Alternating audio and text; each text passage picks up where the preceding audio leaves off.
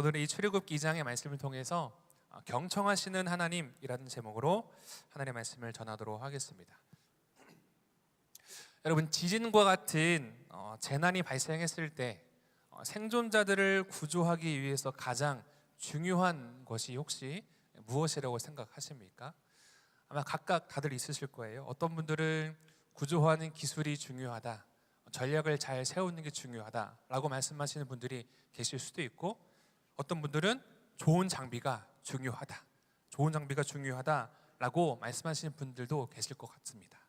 그런데요, 재난 가운데에 구조를 하기 위해서, 생존자를 구조하기 위해서 가장 중요한 것은요, 침묵입니다. 좀 생뚱맞죠? 크레인과 같은 장비를 동원해서 구조 작업을 하다가도 어느 정도 순간에 텀을 두고 작업을 멈춥니다. 그리고 민감한 초고감도의 마이크를 사용하여서 혹 잔해 아래로부터 들려올 수 있는 아주 작은 구조 신호를 놓치지 않기 위해서 주변을 침묵하게 하는 거예요. 이처럼 그런 침묵 가운데의 구조 소리가 그 마이크에게 다가오면 사람이 있고 우리에게 신호를 보내고 있구나 라는 확인이 되는 거죠. 이처럼 때로는 큰 소리보다 작은 소리가 생명을 구하는 순간들이 있는 것을 보게 됩니다. 오늘 우리가 보는 이 말씀은 이와 많이 닮아 있습니다. 이스라엘 백성들의 삶은 이미 무너졌죠. 요셉이 애굽의 이집트의 총리가 되었던 좋았던 시절은 이미 다 지나갔습니다. 이스라엘 백성들의 삶은 이미 무너졌고, 고된 노동으로 인하여서 신음하고 탄식하는 삶을 지금 그들은 살아가고 있는 상황이죠. 성경은 그런 그들의 상태에 대해서 말을 하기를 탄식하며 부르짖었다라고 기록을 합니다. 그리고 그 하나님을 향한 그 부르짖음이 탄식과 부르짖음을 넘어서 하나님께 상달되었다라고 말을 합니다. 그리고 결정적으로 하나님께서 그들의 그 소리를 들으셨음을 성경을 통해서 증언합니다. 여러분, 오늘을 살아가는 우리들의 인생은 또 어떠합니까? 물론 이스라엘 백성들처럼 그들처럼 강제 노역과 같은 삶을 우리는 지금 살아가고 있지는 않죠. 그런데요, 우리는 여전히 세상의 삶 속에 혹 얽매여서 무거운 그 무엇인가의 짐을 짊어지고 살아가는 우리들의 모습을 우리는 돌아봅니다. 때로는 질병의 문제일 수도 있고, 때로는 물질의 문제일 수도 있고, 때로는 자녀의 문제일 수도 있고, 때로는 부모의 문제일 수도 있고, 때로는 관계의 문제일 수도 있고, 각각 삶의 자리에서 다 다르지만 때로는 다양한 그 삶의 무게가 우리의 삶을 힘들게 하는 것을 옆 사람이 아니라 나의 모습만, 나의 삶만 돌아보아도 우리는 발견하게 되죠. 여러분, 그렇다면 그러한 인생의 순간 가운데에 예수 그리스도를 믿는 신앙인으로서 그 영혼의 어두운 캄캄한 터널과 같은 시간들을 보내고 있는 성도로서 우리가 붙잡아야 하는 것은 무엇이 있겠습니까? 오늘 본문이 들려주시는 그 말씀을 붙들므로 인하여 하나님을 분명히 바라보고 믿음으로 삶을 살아가는 우리 모두가 되기를 소망합니다. 먼저 그렇다면 첫 번째 우리가 기억해야 되는 것은 하나님께서는 이 상한 심령의 기도를 들으시는 분이신 것을 우리가 기억해야 한다는 겁니다. 우리 본문 23절과 24절의 말씀 같이 함께 읽겠습니다. 시작. 여러 해 후에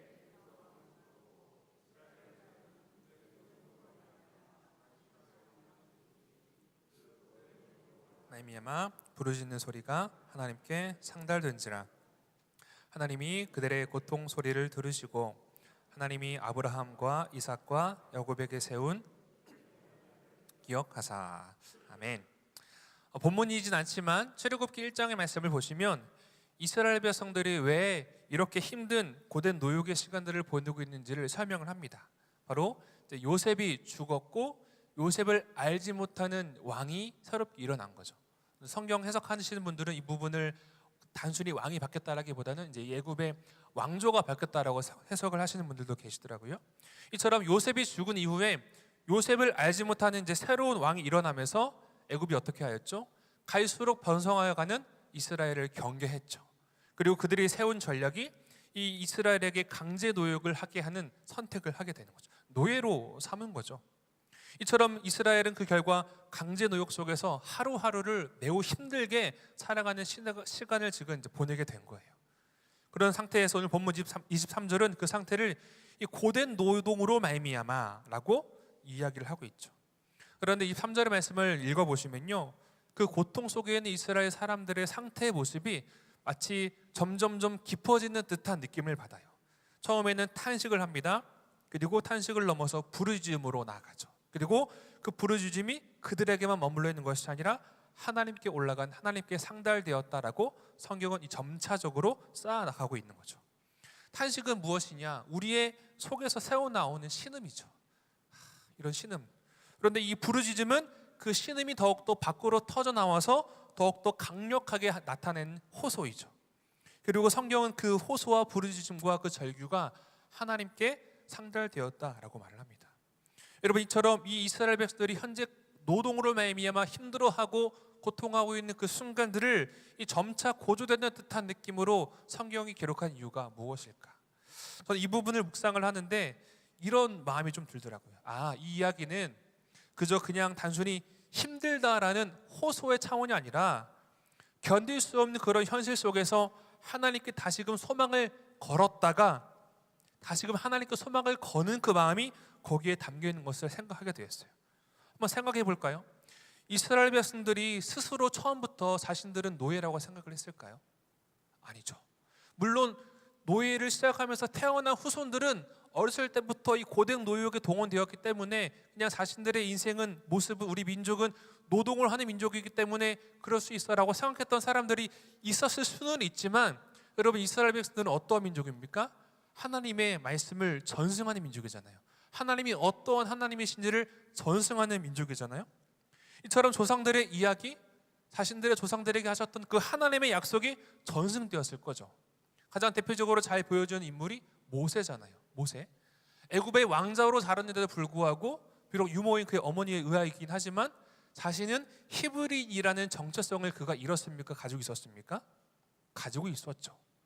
애굽 왕자의 신분으로 살았음에도 불구하고 유대인 히브리인이라는 정체성을 모세가 품고 살아가고 있었잖아요.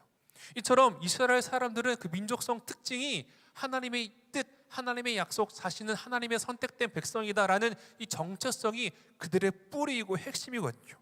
그런데 현실을 볼까요? 노예거든요.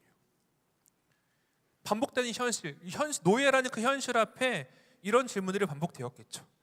그래도 노예이긴 하지만, 힘들긴 하지만 하나님께서 약속하셨으니까 하나님께서 들으시고 우리를 구해주실 거야, 도와주실 거야. 그래, 다시금 하나님께 소망을 던져보자 라고 다시금 마음을 품습니다. 그런데 시간이 흘러도 세대가 바뀌어도 다음 세대가 되어도 여전히 자신들은 고된 노역으로 고생하고 있거든요.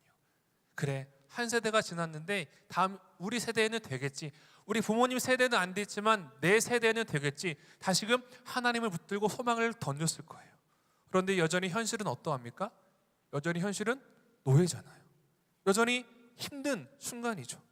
이처럼 하나님께 다시금 소망을 던졌다가 현실을 바라보며 주저앉았다가, 아니야 하나님을 믿어야지, 다시금 하나님께 소망을 던졌다가 다시금 현실을 봤을 때 주저앉았다가, 이런 사이클이 있었겠죠.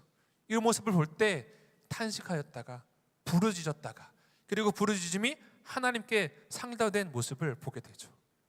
이처럼 왜 우리는 아직도 여기 이 자리에 있는가? 라는 그 질문이 탄식을 넘어서 부르짖음으로 흘러가게 되는 것을 보게 돼요. 그런데 24절의 말씀이 핵심인데 하나님이 어떻게 하셨다고요? 그 고통 소리를 들으시고. 여러분, 고통이 클수록 우리는 생각합니다. 하나님이 내 기도를 들으시나?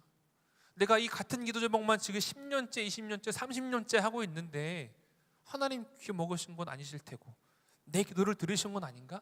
혹 내 정성이 부족한 건 아닌가? 내가 더 봉사하고 헌금도 많이 하고 더 많이 해야 되지 내 기도를 들으시나? 라는 생각이 우리의 마음과 생각에 들기도 하죠. 혹은 하나님이 나를 보고 계시나? 라는 그런 생각이 들면서 흔들릴 때도 있어요. 하지만 성경은 분명히 우리에게 말합니다. 하나님은 그 우리의 간구를 듣고 계시다는 것을요. 하나님은 이 세상의 소음과 그 분주함 가운데서도 하나님의 백성의 신음을 결코 놓지 않으시죠. 한 예를 들어볼까요? 부모의 경우 어떠합니까? 수많은 소리 속에서도요, 자기 자녀의 목소리는 정말, 이런 표현 그렇지만 진짜 귀신같이 알아듣는 게 부모의 모습이거든요.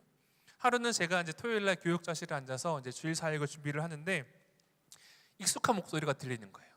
어떤 목소리냐면은 제 아들, 딸 찬유하고 지우가 둘이 막 알콩달콩 약 투덕투덕 되는, 투덜투덜 되는, 약 서로 막 싸우는 막 그런 소리가 제 귀에 들리는 거예요. 근데 저는 사무실에 앉아 있고 찬유지우는 여기 없잖아요. 밖에서 나는 소리였거든요. 그래서 찬유지우 소리 같은데 하고 아이들을 보고 싶어하는 마음에 문으로 나가서 봤는데 역시나 찬유하고 지우가 서로 막 싸우면서 이제 올라오고 있더라고요. 목적지는 저기 뒤에 있는 도서관, 어린이 도서관에 가는 중이었는데, 이처럼 다른 공간에 있었는데도, 제가 사역 준비를 하고 있었는데도 제 아이들의 목소리는 귀에 쏙 들어오고 만났죠. 또 한 번은 아이들을 데리고 키즈 카페를 갔는데요. 여러분, 키즈 카페에 가면요, 아이들 왕국입니다. 아이들이 정말 시끄럽게 뛰어놀고요, 그 온갖 자유를 거기서 다 누려요. 신체 활동도 많이 하고, 집에서는 못하는 것들이 있는데 거기는 놀잇감도 많이 있으니까 막 신나게 막 노는데, 가면은 진짜 아이들 소리로 시끌벅적하거든요. 그런데 정말 신기하게도 그 많은 아이들이 각각 떠들면서 노는데 각자의 아빠, 엄마를 부르는 그 소리 속에서도 저를 찾는 우리 아이들의 목소리는 귀에 쏙 들어오더라고요. 각자 아이들이 각자의 엄마, 아빠를 부르잖아요. 그런데 다른 엄마, 아빠를 부르는 아이들의 소리는 잘 안 들려요. 그냥 부르는가 보다. 그런데 저를 찾는 우리 아이들의 소리는 귀에 쏙 들어오더라고요. 제가 이제 키즈 카페에서 좀 쉬려고 아내에게 아이들을 좀 맡겨주려고 맡기고 한쪽에 좀 쉬고 있었는데 아이들이 찾을 때 그 소리가 쏙 들리더라고요. 이처럼 육신의 부모도 자기 자녀의 목소리가 명확하게 들리는데, 우리 하나님 아버지께서는 하나님의 피값으로 산 자녀된 우리의 신음, 우리의 탄식이 안 들리실까요? 명확하게 들리시죠. 그렇다면 오늘 말씀은 단지 그냥 하나님이 우리의 어려움을 들어주신다라는 차원에서 끝날까요? 아니죠. 여호와께 부르짖는다라는 것은 곧 하나님께 우리의 상한 심령을 올려드린다는 거죠. 그렇기 때문에 상한 심령의 기도는 때로는 문제의 해결을 구하는 간구이기도 하지만, 동시에 그 고통의 시간을 견디고 지나가며 승리를 하도록 그 힘과 능력을 공급받는 자리가 되기도 합니다. 하나님이 들으시고 일하시고 계심을 믿을 때 우리금 다시금 소망을 던지게 되는 거죠. 여러분, 마가복음의 말씀을 보시면 이 맹인 바디메오의 이야기가 등장하거든요. 바디메오 입장에서 예수님께서 지나가신다는 소식이 그에게 들려옵니다. 그리고 주님께서 지나가시는 그 타이밍에 그가 어떻게 하죠? 다윗의 자손 예수여, 나를 불쌍히 여기소서. 이 정도 아니었겠죠. 사람들이 많이 몰려 있었을 테니까 다윗의 자손 예수여, 나를 불쌍히 여기소서 라는 것보다 더 크게 외쳤겠죠. 그렇죠. 그런데 그런 외침에 사람들의 반응이 어떤 줄 아세요? 조용해! 이 외침이에요. 성경 보시면 사람들이 조용히 하라 이르되, 사람들이 이 바디메오가 예수님께 외치는 그 소리를 듣고 제재를 가합니다. 여러분, 그 다음에 바디메오의 모습이 어떠한 줄 아십니까? 옆 사람이 나한테 뭐라고 하니까 주님 부르지 말아야지, 이게 아니었죠. 이렇게 기록합니다. 그가 더욱 크게 소리질러 이르되, 주변 사람들의 조용히 하지마, 너 뭔데? 라는 핍박과 핀잔이 있었는데도 불구하고 그가 더욱 크게 소리질러 이르되. 여러분, 이 말씀은 그냥 단순히 목소리가 컸다라는 성경일까요? 아니죠. 목소리의 크기의 차원이 아니라 조용히 하라고 하는 그 사람들의 핀잔 속에서도 지금 내가 이 주님을 만나지 않으면 안 된다라는 그 주님을 향한 간절함의 크기가 더욱 크게 소리질러 이르되 거기에 담겨 있는 거예요. 그게 그 바디메오가 외쳤던 그 간구의 중심이었던 거죠. 그리고 이런 장면이 나오는데 마가복음 10장 50절 보시면 맹인이 겉옷을 내버리고 뛰어 일어나 예수께 나아가거늘. 눈이 떠져서 예수님께 나아간 게 아니에요. 눈이 떠져서 움직인 게 아니라 여전히 앞은 보이지 않는 상태이지만 겉옷, 이 자신에게 전부와과도 같은 이 겉옷을 내버려두고 예수님께 달려간 거예요. 왜요? 주님이 아니면 안 되니까. 내가 지금 이 타이밍에 주님을 놓치면 내 평생에 이 기회가 또 없을 것 같음을 그가 알았기 때문에, 주님이 아니면 안 된다라고 하는 그의 상한 심령이 그의 믿음을 지금 불러일으킨 거죠. 그리고 결과는 분명하죠. 그가 곧 보게 되어 예수를 길에서 따르니라. 존 번연이 기도에 대해서 이런 말을 합니다. 기도한 뒤에는 기도보다 더 많은 일을 할 수 있다. 그러나 기도하기 전에는 기도보다 더 큰 일을 할 수 없다. 여러분, 기도가 가장 중요하다는 거잖아요. 기도는 마지막 우리가 던질 수 있는 카드가 아니에요. 하나님의 백성이라면 가장 먼저 붙들어야 하는 신앙의 첫 자리인 겁니다. 우리는 주님 외에도 믿을 만하다고 여기는 것들이 너무너무 많죠. 때로는 돈이 될 수도 있고, 때로는 내가 아는 지인, 관계가 될 수도 있고, 혹은 내가 인정받는 그 인정에 대한 될 수도 있고, 혹은 내가 모든 것을 다 알고 통제해야 된다라고 하는 그 다스림의 뜻이 될 수도 있고. 그런데 이러한 것들이 혹 우리의 겉옷이 되어서 주님께 지금 달려가고자 하는 발걸음을 묶고 있지는 않은지 우리는 돌아보아야 됩니다. 혹은 내가 10년, 20년, 30년 기도했는데 하나님 안 들으시던데, 내가 이렇게 기도해도 하나님 들어주시는 거 맞아? 기도해도 소용없어 라는 이러한 부정적 혹은 냉소적 마음이 우리를 잠식하려고 할 때, 그때에 우리가 돌아보아야 되는 거죠. 이처럼 상한 기도의 심령, 상한 심령의 기도는 단지 문제의 해결만을 위한 기도가 아니라 그것을 뛰어넘어 하나님이 들으신다는 사실이 믿어질 때 다시금 소망을 얻게 하는 힘이 된다는 거죠. 그래서 시편 기자는 34편 18절에 이렇게 이야기합니다. 함께 읽어볼까요? 시작. 여호와는 마음이 상한 자를 가까이 하시고 충심으로 통회하는 자를 구원하시는도다. 마음이 상한 자. 사랑하는 성도 여러분, 크고 작은 인생의 바위 앞에 우리는 어떠한 신앙인의 태도를 취하고 있습니까? 바디메오와 같은 믿음의 고백으로 주님께 간절히 간구하는 삶을 살아가는 우리 모두가 되기를 소망합니다. 그리할 때 이스라엘 백성들의 그 상한 심령을 하나님께서 들으시고 일하신 그 하나님의 은혜가 오늘 이 밤 이 마음의 상한 자를 가까이 하시는 하나님의 위로와 돌보심이 우리의 심령 가운데에 새겨지게 되기를 주님의 이름으로 간절히 축원합니다. 아멘. 그렇다면 우리는 우리 인생의 문제 앞에서 왜 상한 심령으로 기도를 해야 되는가? 바로 기도는 삶의 주체, 주어가 나에게서 하나님으로 바뀌는 시간이 되기 때문에 그래요. 우리 24절과 25절의 말씀 같이 함께 읽어보겠습니다. 시작. 하나님이 그들의 고통 소리를 들으시고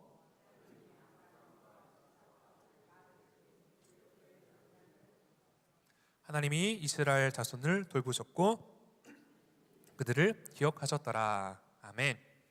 하나님께 간절히 부르짖는 탄식과 부르짖음의 모습이 어떻게 나타납니까? 하나님이 그 소리를 들으셨다라는 거죠. 그리고 언약을 기억하셔서 이스라엘 자손을 돌보시고 기억하셨다라고 성경은 이야기합니다. 이게 어떤 의미냐면요, 하나님이 이제 일하심을 앞선에 나타내기 시작하신다는 거예요. 24절과 25절의 말씀을 보시면 약간 리듬과 같은 느낌이 드는데, 들으시고 기억하시고 돌보셨다라는 표현이 있어요. 여기서 이 기억하셨다라는 의미는 진짜 우리가 까먹고 있다가 맞다 그거 해야지 이런 의미의 기억이 아니에요. 우리는 잊어먹었던 것을 다시금 떠올릴 때 이 기억이라는 단어를 사용하는데, 본문에서 말하는 이 하나님이 기억하셨다라는 의미는 하나님의 약속의 말씀, 언약에 근거한 하나님의 신실하심을 드러내는 표현이에요. 즉 본문에서 말하는 하나님이 기억하셨다라는 것은 아브라함과 이삭과 야곱에게 하신 그 약속을 하나님이 잊지 않으시고 기억하고 계신다는 거죠. 그리고 하나님이 기억하셨다라는 이 말씀은 이제 하나님의 움직이심이 명확하게 앞에 나타난다라는 표현이거든요. 여기서 중요한 것은 주어네요. 주어인데 뭐냐면 본문은 말을 합니다. 하나님이 들으셨대요. 그리고 하나님이 기억하셨대요. 그리고 누가 돌보셨다고요? 하나님이 돌보셨답니다. 이처럼 상한 심령으로 간구하는 기도의 자리에서 우리는 확인하게 되죠. 주체는 내가 될 수 없고 하나님이시구나. 출애굽기 2장 말씀을 보시면 앞부분에 보시면 11절에 모세가 장성한 후에 라고 기록을 합니다. 마치 이 이야기에서 우리가 알고 있는 것처럼 모세가 자신의 힘으로 동족들을 구원하려고 노력하잖아요. 그런데 어떻게 됩니까? 성공합니까? 실패합니까? 실패하죠. 실패합니다. 그리고 그 결과 광야로 밀려나죠. 이처럼 사람의 열심은 꺾일 수는 있지만 사람의 계획은 무너질 수도 있어요. 우리도 마찬가지입니다. 우리의 힘으로만 문제를 해결하려고 하면 때로는 지혜롭게 잘 풀릴 수도 있죠. 모든 것이 하나님의 은혜이니까. 그런데 우리의 힘과 우리의 능력으로만 의지하려고 하면요, 답이 안 보입니다. 뭔가 되는 것 같은데 오케이, 좋아. 그런데 예상치 못했던 곳에서 꼬이고 엉키게 되어 있어요. 이처럼 우리의 힘과 능력으로만 해결하려고 하면요, 실패할 수밖에 없어요. 그런데 24절과 25절의 말씀을 보시면 마치 연극의 무대가 바뀌는 것처럼 하나님이 그들을 기억하셨더라 라고 마지막 절이 끝이 맺어지면서 3절에 하나님이 누구를 부르시죠? 모세를 부르시잖아요. 모세가 자기 힘으로 막 하려고 했는데 실패합니다. 근데 하나님이 그들을 기억하셨다고 하시고 모세를 딱 부르시죠. 바로 하나님의 일하심들이 나타나는 그런 분위기의 반전이죠. 그렇다면 이스라엘 사람들의 백성들은 그 고통의 자리에서 하나님이 우리를 기억하신다는 사실을 알고 있었을까? 출애굽 이후의 모습을 보면 우리 옛말처럼 무슨 까마귀 고기를 삶아 먹었는지 까먹는 게 이스라엘 백성들의 모습이잖아요. 그런데 이스라엘 백성들의 모습이나 오늘을 살아가는 우리들의 모습이나 우리는 금세 하나님의 은혜를 잊어버리죠. 이미 받은 은혜가 풍성하고 하나님의 살아계심을 우리 인생 가운데 경험하였는데 또 내 삶의 문제와 고통 앞에서 또 잊어버리는 게 이스라엘 백성이든 우리 모습이든 똑같아요. 왜냐하면 여러분, 아무리 받은 은혜가 풍성해도 고통이 깊어지면요, 볼 수 있는 시야가 좁아지게 돼요. 그리고 삶의 고통이 너무나 깊어지면 객관할 수 있는 모습이 없어져요. 어려워지죠. 때로는 그로 인하여 하나님을 의심하기도 합니다. 입으로 하나님을 믿지 않습니다라고 워딩을 하진 않지만 마음 가운데 내가 이렇게 기도해도 하나님 들으시나? 내가 기도하는데 헛된 거 아니야? 라는 마음이 스물스물 올라올 때가 있죠. 하지만 분명한 사실이 있습니다.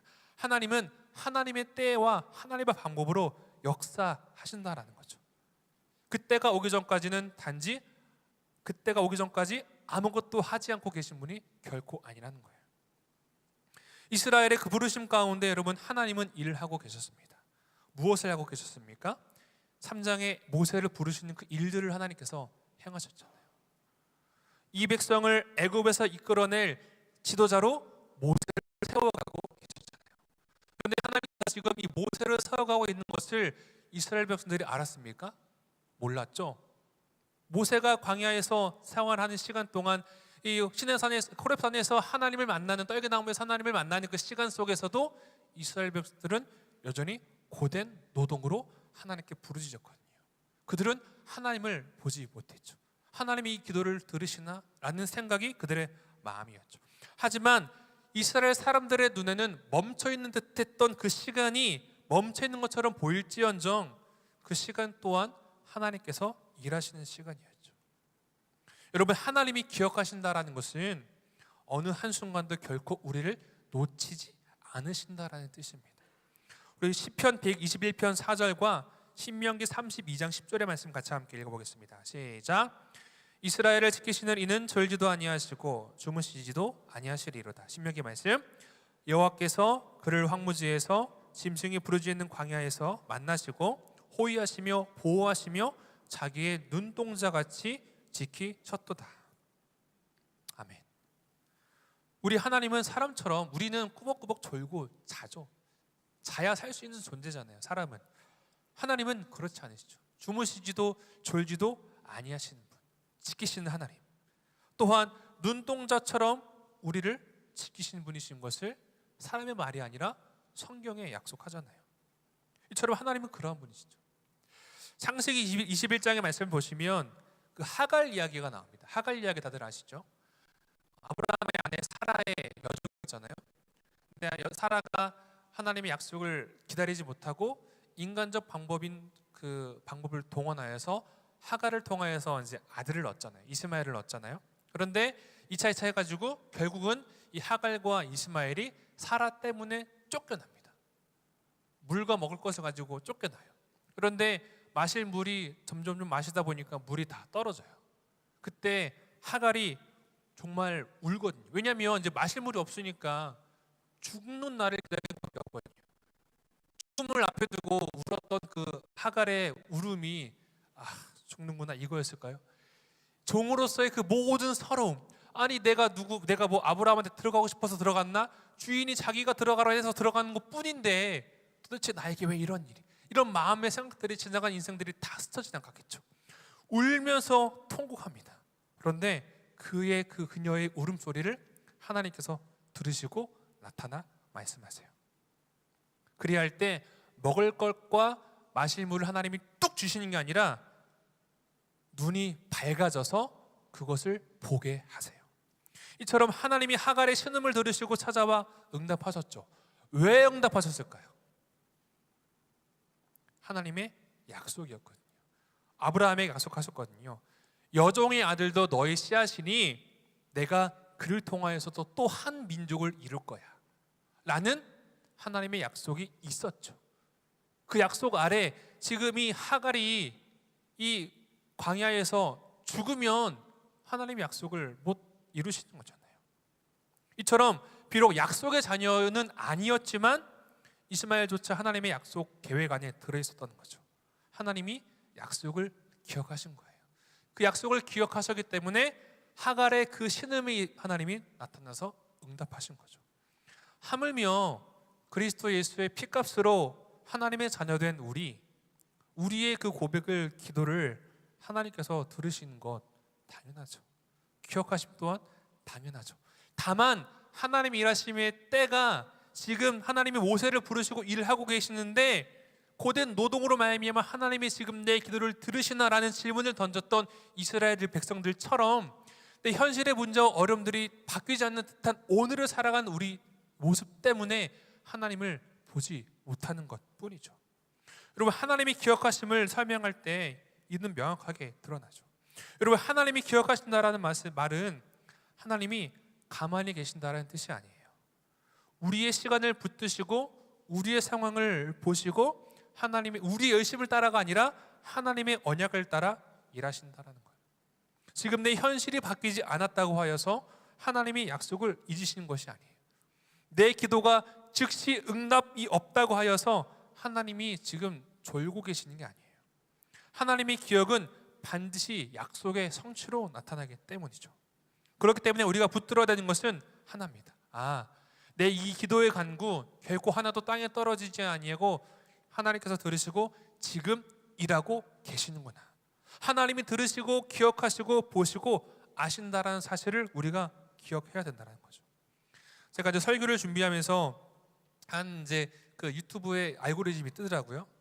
그중에 폴 워셔라고 하는 목사님이 계시는데 되게 유명하신 목사님이신데 그 영상의 제목이 이거였어요. 이 기도가 저를 살렸습니다 라는 영상의 제목이었는데 그 쇼츠 영상이기 때문에 짧더라고요. 요지는 그겁니다. 폴 워셔 너무나 훌륭한 목사님이지만 목회자로서 이제 사역과 이제 뭐 선교단체 이런 것들을 해 나가는데 억울한 일들이 참 많이 있으시대요. 때로는 원수들의 비방과 조롱과 왜 그런 사역을 하는지, 왜 그렇게 하는지라는 그런 억울한 일들이 막 들려올 때 목회자이지만 마음이 무너졌겠죠. 그런데 이 기도가 목사님을 살렸대요. 이 기도가 뭐냐면요, 밤마다 잠들 때 이런 기도를 하나님께 했대요. 주님 아시죠? 주님 아시죠? 막 찬란하게 막 미사역으로 기도를 꾸민 게 아니라 논리적으로 객관적으로 막 한 게 아니라 그냥 하나님께 주님 아시죠? 이 기도를 드리면 하나님께서 평안을 주시고 그 기도가 지금껏 자기를 살렸음을 폴 워셔 목사님이 말씀하시더라고요.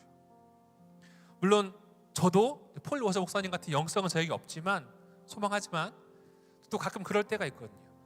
목사라고 해서 삶에 어려움이 없는 게 아닙니다. 여러분들이 때로는 하는 고민들 목회자이지만 다 하거든요. 때로는 힘들어서 기도가 안 나올 때도 있어요. 기도해야 되는데 기도 안 나올 때도 있어요. 새벽 기도 때 이제 설교하고 앉아 있잖아요. 부끄러운 고백이지만 그냥 앉아 있을 때도 있어요. 그런데 그래도 그 자리를 지킵니다. 하나님, 기도해야 되는데 기도가 안 나오는데요. 하나님, 기도해야 되는데 기도가 안 나와요. 어떻게 하죠? 그 시간에 그냥 앉아서 버티는 거예요. 그리고 많은 기도로 물론 중보기도, 나라를 위한 기도, 개인의 소원들 기도하기도 하지만 때로는 그냥 그 가운데에 주님 이렇게만 기도할 때도 있거든요. 그러면요, 막 방언으로 기도할 때도 있고 막 그런 것보다 그냥 주님의 이름을 한 번 부르는 그 기도 가운데에 주님께서 주시는 마음 평안이 싹 임하더라고요. 그리할 때 제가 그렇게 기도드린 고백이 어떤 고백이었을까요?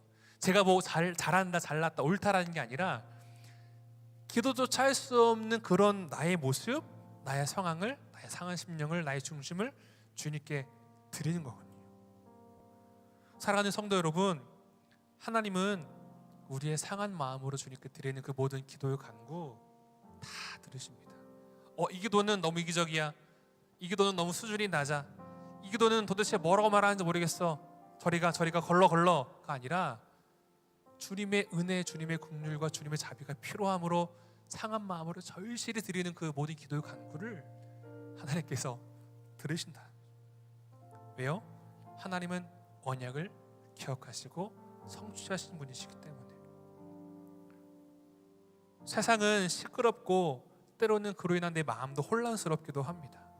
하지만 앞서 말씀드렸던 것처럼 구조 현장 가운데 모두가 멈추어 서서 살아있는 소리를 들었던 것처럼 하나님은 우리의 신음의 그 소리를 외면치 않으세요. 하나님은 지금도 우리에게 이렇게 귀를 기울이고 계시죠. 작은 신음에도 응답하시는 하나님.